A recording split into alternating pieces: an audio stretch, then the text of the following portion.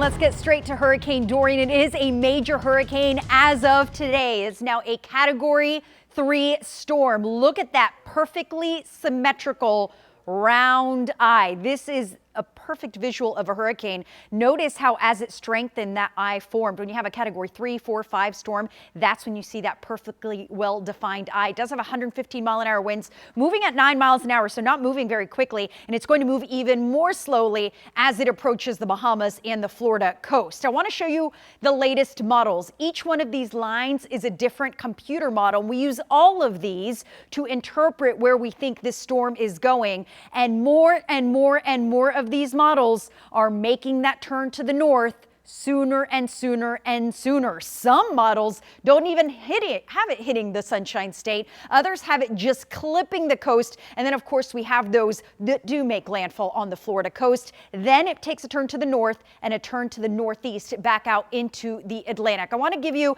the two models that are usually the most reliable, at least for hurricane forecasting. We're going to start with the European model because this is the first time today that this model has kept the storm offshore and not making landfall on Florida. Now, this is just one run of the model.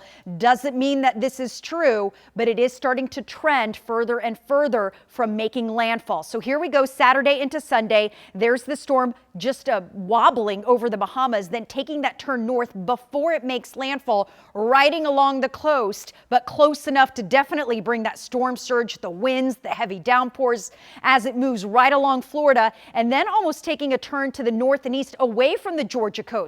This particular scenario is still going to bring a lot of rain, storm surge, and winds to the coast of Georgia, but it's going to stay far enough away from us in North Georgia that it will be a minimal effect to our weather. Here's the other model we use, the American model. This one, again, getting very close to the Florida coast, but the GFS model actually moves on shore just barely. This one more consistent with what the National Hurricane Center is saying this storm will do. It is going to be a doozy. It is going to bring a lot wet weather, and it is going to be very strong. For more on why we are expecting this to be a Category 4 storm, let's head over to Rodney Harris. All right, thank you so much, Jen. Yeah, a lot of people asking us questions as to why this is going to be so strong. Earlier this week, it was forecast to be a tropical storm. Now a major Category 4 storm as it gets closer and closer to Florida. And there's two reasons to explain that. First of all, as you take a look at this map, we will look at the history of Dorian. So this line that you see on your screen, that is where Dorian has already moved through. And one really important element here is Haiti and the Dominican Republic. So earlier this week,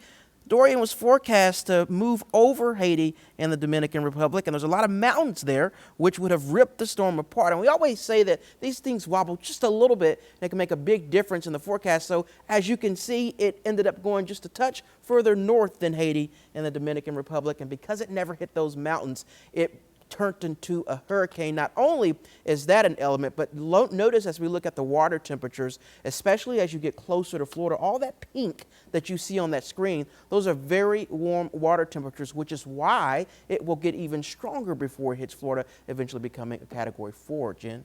It's going to be a monster either way, which is why we're watching so closely. Notice how big that cone is. So just because some of the models now have this system staying offshore doesn't mean we can breathe a sigh of relief. We're only talking about miles as to whether it will make landfall or not and where. Right now it is beautiful. We've got beautiful weather for tonight. So if you are heading out on this Friday evening, I'm jealous. Have fun. 68 degrees, clear skies, beautiful dry Saturday. We do see higher rain chances Sunday, Monday, Tuesday, not associated with Dorian. In fact, the weekend looks pretty good. Mostly sunny on Saturday, only isolated showers and storms Sunday afternoon. And depending on Dorian's track, that will greatly influence how much rain we get next week. But as of now, just a 20 to 30% chance of rain Wednesday, Thursday, into Friday.